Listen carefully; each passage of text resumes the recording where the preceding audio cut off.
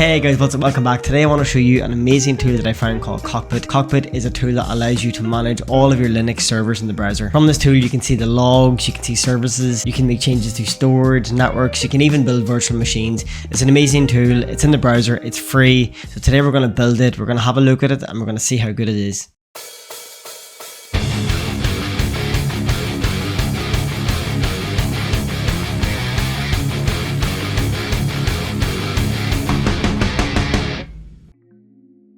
So if we look at the Cockpit website, this is what we've got. So as you can see, this is an easy to use, integrated, glanceable and open web-based interface for your Linux servers.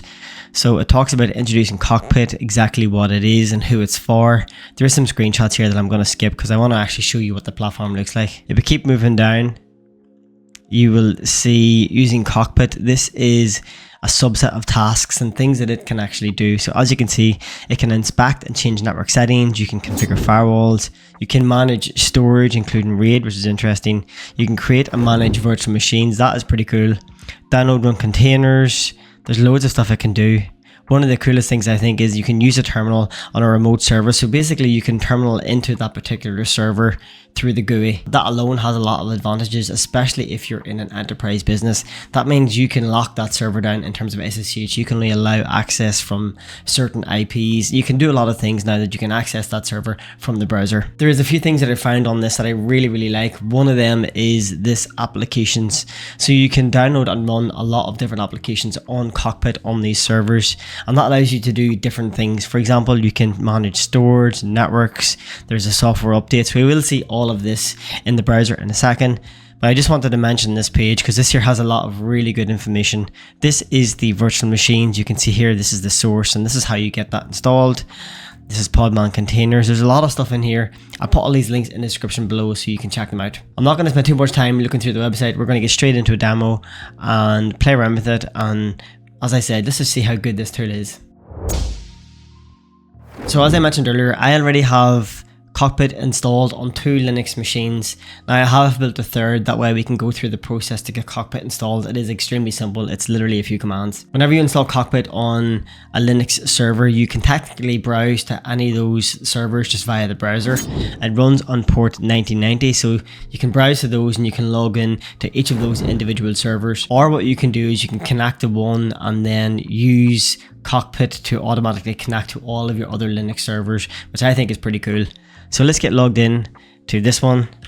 The username and password that you're going to use is just the username and password you've configured for that particular server. The good thing is you can use Cockpit to create additional user accounts if you want. So this is what it looks like. This is what you see when you first log in. As you can see under overview, you've got health, usage, you've got system info and config. This gives you like a brief screenshot of what the server is actually configured like. Over here on the left hand side, you've got logs. This is where you can see all of the logs on that server. So again, you can filter this down. You can filter by time, priority, and even if you're looking for a specific log, you can do that too. Just modify this identifier. This alone is pretty cool because this is actually really helpful for people out there that aren't familiar with Linux. If you're like a Windows admin, this now allows you to come in and start going through the logs. Under storage, as I said earlier, you can make changes to some of these storage devices that you have. For example, if I click into this one, and maybe into this one, you can see I can then go and shrink that drive and can make some changes to that from the GUI again, which is really cool. If you go over here to networking, you can add VPN, you can add bond, add team, add bridge, add VLANs. There's a lot of really cool stuff you can do here. You have all of the network logs and stuff at the bottom. And one thing you can do, you can click into each of these logs, and that's just going to give you a lot more information about that log and sort of just show you a lot more. So if you're troubleshooting, at least you have got more stuff to work with here. Back over at networking, one cool thing you can do from here is you can modify the IP address. So this server here, it does have a static IP, but I can edit that and I can start making changes to that. Now that's probably going to knock off how you can access this through Cockpit, so you'd probably have to reconnect using the new IP, obviously. Virtual machines along the left hand side, that is an additional application that I have installed. I did have a little bit of trouble about doing this. I will show you how I got around it, but just so you know, we will come back and we will maybe create a VM. So under accounts, you have got, this is obviously where you can create new user accounts. You can add users to different groups. As you can see, I've created some of these Joe and Nick accounts and added them to the pseudo group. Again, it's very simple. All you have to do is click on create account, just fill out all this information, put in a password, and then you can come into these accounts and you can add to different groups and stuff. Over here under services, this is where you can see all of the services that are running or not running on this server. You can see the system services and the user services. It does have some other stuff here around targets and sockets and timers and paths. So it does have a lot of stuff in here. Under tools, this is where you can see the applications that I mentioned. This is where you can remove them. If you want to install them, you do have to use it via the CLI to install them, but they will show up here. Under software updates, this is another really cool thing. This is where you can actually visually see all of the updates that are available for the server. So from here, you can install all the updates. This is extremely helpful for any Windows admins out there, people that aren't really used to having to go in and manually update Linux servers. Just now, it kind of just gives you a GUI that you can use. And then finally, at the very last here, you have got the terminal. This is the terminal window in the browser for those servers. So as you can see, you can do more than enough with this tool. If you're a Linux admin, this is perfect. If you want to just be able to quickly go in here and make some changes. One thing I mentioned earlier was you are able to switch between different Linux servers. So up on the left hand side here, you can see I already have a second Linux server. This is a Debian server. If I click into that, it's going to ask me just to connect and then just put in my password. Now that I've done that, you can see it has this yellow or green color along the top here. So that's just going to highlight that I'm connected to a different server. You can see here now, has got all the same information. So now we've had a chance to look through the GUI and you can see what it looks like. Let's go through the process to install Cockpit on another Linux server. To install Cockpit on another Linux server, you first of all need to go to the Cockpit website. I'm going to come back over here. Then I'm going to go up to install. And you can see here it's going to give you some recommendations on the supported browsers that you need to use. If we go down here, you can see the installation and setup. So this is all of the supported Linux distros, and you can see it's tested and available. Tested basically just means that the Cockpit team are actively testing this distro, so you're going to be guaranteed that it works. So looking down here, the new server that I've built is the Ubuntu server, so I need to click on view instructions down here. And that is going to bring you to this part, and literally this is the only command that you need to install Cockpit on that server. So we're going to copy that. I'm going to come over to Proxmox. This is the server that I've created, so I'm just going to get that IP address. What is that? It's 1096.12.170. Let's open up a terminal window and I'm going to SSH to that server.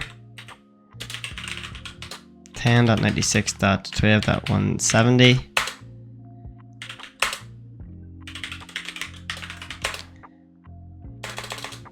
Okay, we're in. Let's clear the screen.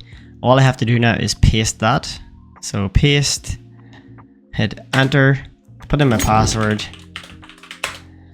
and hit enter again, and that should go on to the install. Okay, as you can see, that is done. Now, all I should have to do is come back over here to the GUI. I'm going to come up here, left hand side. I'm going to click on add new host. Then I'm just going to put in the IP address, 12.170. I put in my username.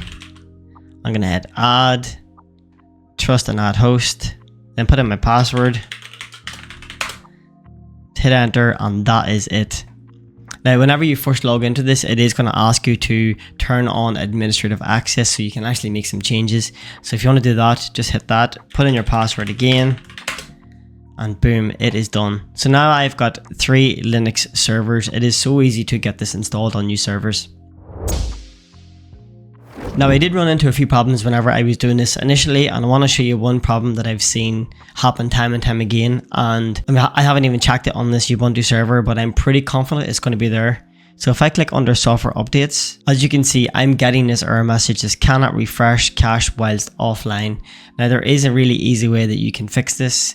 I'm going to go back over here to my terminal. You're going to go in here and you're going to do cd etc netplan.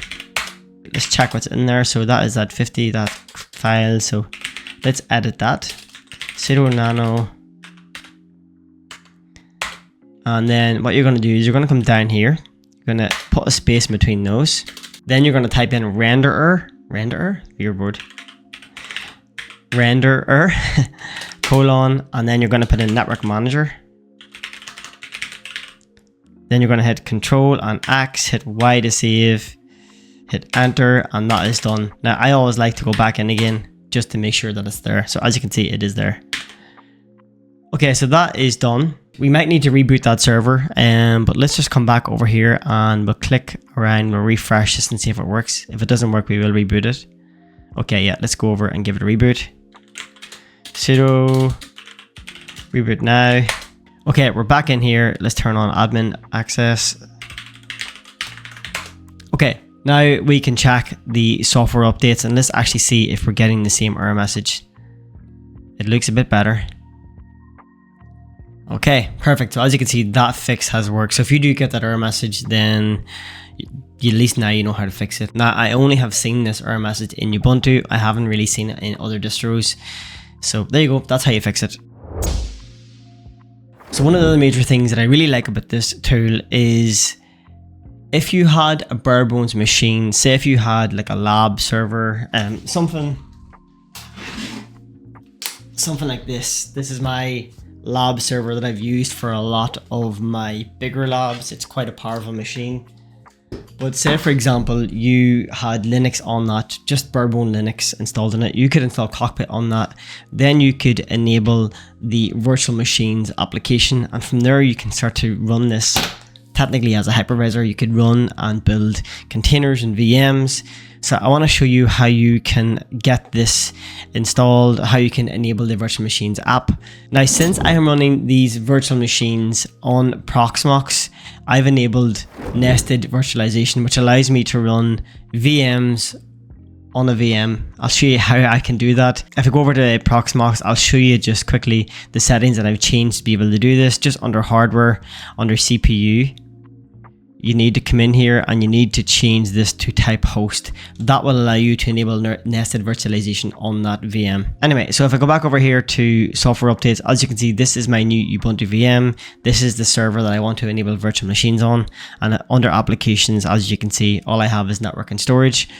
If I go over here to the applications tab in Cockpit, this shows you all of the different apps you can install. Now, I did run into a problem while doing this and I managed to find a fix. So if I go over here and I click on source, and as you go down, you can see this is telling me how to run through the install. It's giving me some of these dependencies and how to do the install. I've tried this. I have done this and followed this on 3 different Ubuntu VMs and it didn't work. Not once did it actually work. I did some Googling and I found one simple command that actually just installs it. Now, I don't know if this is a really old command or this old command has been depreciated now and you should use this way. This didn't work for me, but I am going to show you how I got it to work and it will probably work for you as well. So I'm going to come back over here to this server. I'm going to go to terminal. So in here, all I'm going to do is enter sudo apt install cockpit machines. If I could type machines. All you have to do now is hit enter, put in your password.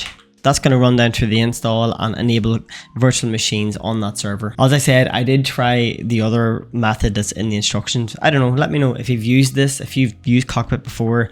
Maybe I'm doing something incredibly stupid or I'm not following something. I don't know. I've tried it a few times and then Google just told me to use this way and this one worked. So once it's done, you'll see this. It will give you this error message saying no services need to be restarted, no containers need to be restarted. Basically, we're ready to go. All I should have to do is refresh this window and hopefully virtual machines will appear. Now that's the problem. Whenever I was doing this using the other code from GitHub, it would never work. This stuff would never just show up and I kept getting error messages as well. So anyway, look, this is what it looks like. This is the virtual machines. Let's go and maybe create. Actually, I'm going to swap back to this Ubuntu server because this one is the one I used Docker on. It's got Portainer on there. It's a higher spec server, so I can run a few VMs. But under virtual machines, let's click on create and let's see what we can do. So give it a name. So test VM. Then we're going to go download OS. Yes, that's fine. So you could use a local ISO. You could do that or a Pixie boot. Interesting. So let's download, let's choose an OS. Let's just choose, I don't know, let's choose Rocky Linux. Create a new volume. I'm just going to leave this as default. So let's create and run. And let's just see what it does. Whenever you install the virtual machines application, it does create this like virtual switch you can see here. So I think it's going to give the virtual machines maybe an IP address in this virtual network. This is the range, as you can see. It also creates this storage pool. So this is a storage pool that is designated for the VMs, which is good. Okay, that took about 3 or 4 minutes to do this. And as you can see here, it's still, you can see the console here. This kind of looks like the Proxmox screen where you can see the stats of the machine, the usage, the disks, network interfaces. And then you have this VM console over here where you can actually manage the VM. So as you can see, if you want to start managing this VM, you've got some options here. The console is here. You can also send some keys. So this is great. This is brilliant that you can actually do this. You can run and manage VMs in Cockpit. So that's a quick overview of Cockpit. It is a tool. This is not a sponsored video, by the way. It's something that I've seen. And since I've been building a lot of Linux servers lately, generally it's just easier for me to use this and add all my Linux servers so I can connect to all of them to do all the updates. It makes things much quicker. Anyway, so I hope you enjoyed the video. Let me know if you've used this before, what applications you've used. I wonder, is there anything else? Is there an alternative to Cockpit or something else that you use that I haven't seen before? I would genuinely love to know. Anyway, thank you so much for watching. I hope you liked the video. Remember to subscribe if you want to see more videos like this. I do have a series coming very soon that you'll probably be interested in. So if you want to see that and you want to be reminded whenever it comes online, just make sure you hit subscribe. Thanks again, and I will see you in the next one.